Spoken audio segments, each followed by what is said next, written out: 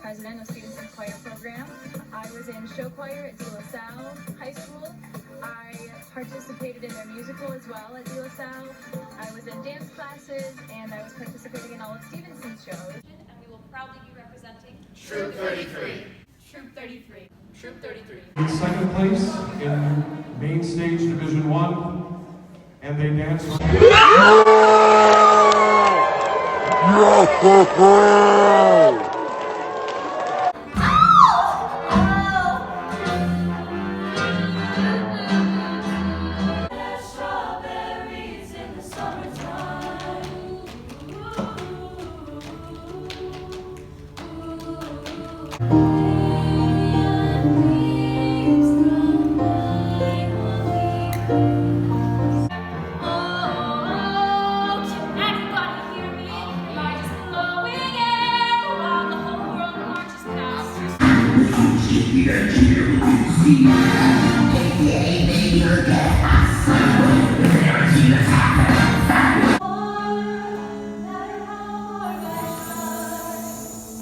Look! The colonies are declaring independence!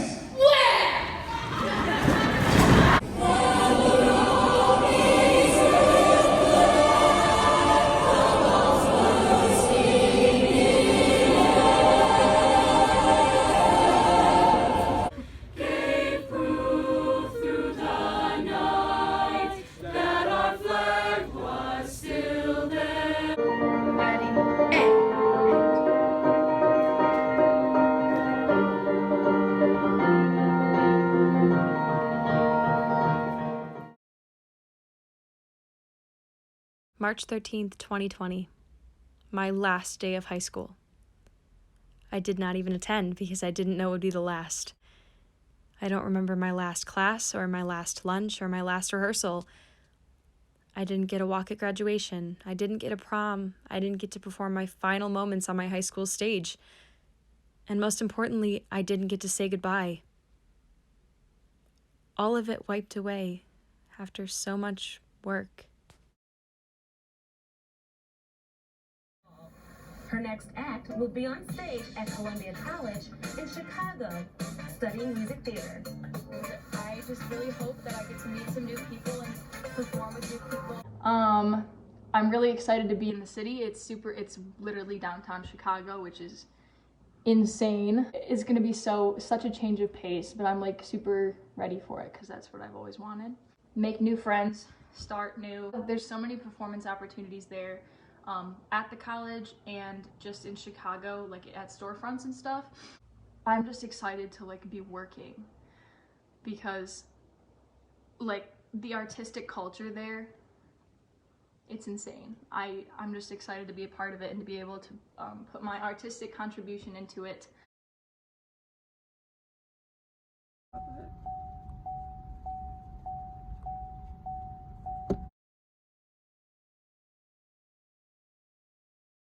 Restaurants, theaters, hotels, boarded up, closing their doors. To reopen, nobody knows when. Nobody on Michigan Avenue. Empty. So I chose Columbia College Chicago solely based on the location. I really didn't know all that much about the school when I chose it. I hadn't toured and I had never pictured myself going there prior to probably the last few weeks of April. Truthfully, I took a leap of faith just because I had always wanted to just jump into that city theater scene right after high school, and I have been stuck in this small town like local theater scene for so long, and I was just so excited to get to work and get to meet professional people and get new experiences in the field. So I really just chose Columbia because of the city opportunities that it has to offer. So for my first semester of college, I spent probably about 2 of the 4 months in Chicago, and those 2 months were very lonely. I met probably about 5 people that I actually bonded with and saw not more than 3 or 4 times.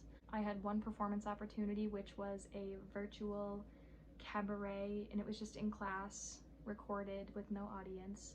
I attended 3 in-person dance classes. So other than that, I was just kind of stuck in my dorm, and it started to get really lonely because I had taken this big jump straight into the city with the belief that I would be meeting a bunch of people and having these experiences and, you know, opportunities that would make it worth it, but they just weren't there. So I started to second guess my choice because I spent a lot of time just sat in my room doing homework.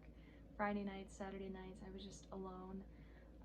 And all of my friends at home that were majoring in theater that went to Michigan local universities were all having in-person theater classes when I really didn't. I started to really take a step back and wonder if I had made the right decision.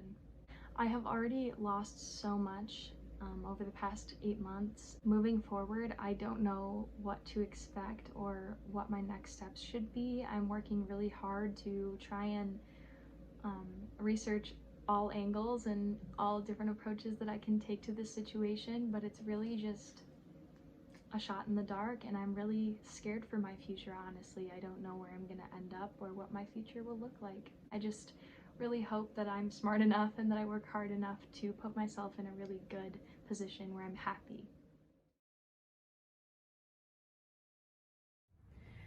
Okay, first, I'd just like you to introduce yourself, your name, your age, and your job. My name is Jeff Engel. I'm 43 years old and I am a professional maintenance specialist at FCA.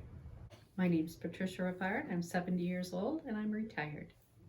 I'm Alana McCool. I'm 19 and I am a full-time student and I'm in nursing school. And anything you'd like to add about your situation to give us some context about you, your family life, anything? Shortly before COVID started I was a new father and had a baby about maybe 4 to 5 months prior to when the whole thing kind of kicked off. I'm a mother of 2. I've been retired for 5 years. I have been a caregiver along with my sister to my 93-year-old mother. I live with my parents and my grandparents, and we live in a house that is divided, so my grandparents have their own little apartment. Now I'd like you to describe to me your time in quarantine. Were you still working? Were you spending more time with family? Things like that. So the time in quarantine was we did the kind of work from home stuff, which is a bit odd when you consider I work in manufacturing. Really was kind of like try to invent work just to keep us busy so they could justify paying for us while we were at home. To be entirely honest, I probably spent more time with the family while we were there, especially having, a young sub 1-year-old. So honestly, I kind of loved it. When the coronavirus hit, I was still a caretaker to my mother. I decided that because she was having people come in her house, nurses and a therapist, I decided that I wasn't going to be around until she was done with all those therapies. So I learned how to make wreaths. I got on the internet. I learned cooking. I read books, and I stayed quarantined for 2 months. I work at a flower shop and our shop got shut down, so I wasn't working in the beginning of quarantine, so I was focused on school as it went online. Starting in May around Mother's Day, I started working again at the flower shop as well as doing school. Has COVID, the disease itself, personally affected you or closely affected you in any way? No, honestly, everybody I know who got it for the most part are friends of friends and family of friends. It has affected me personally. I went back to work, and shortly after I was back, Mom got sick. We took her to the hospital. She tested positive for COVID. Probably 4 days later, I started experiencing symptoms, and I assumed I had it. I quarantined for 4 weeks. I was good. I came out of it. Unfortunately, Mom didn't make it. Thankfully, none of my immediate family have had COVID. My aunt and uncle and their whole family got it, but it did affect our family. I had 2 nieces that were born during the pandemic, and so that affected how we met them, when we met them, and we weren't allowed in the hospital. So that was really hard to go through that because one of my nieces was born during an emergency C-section. We didn't really know what was going on and had no way to contact my brother or sister-in-law. What was your biggest loss? Money. Losing my mom. experiences, which sounds kind of odd. I was supposed to go on a lot of different trips, and I have gone through 2 semesters of college during the pandemic. My company cut 20% of my salary. I just recently bought a new house and then just recently had my first kid. Right, expenses tend to pile up with both of those life events. Can you name one good thing that's come out of all of this? Normally I'd be working anywhere from 40 to probably 60 hours a week. Instead I was just home with them all day, every day.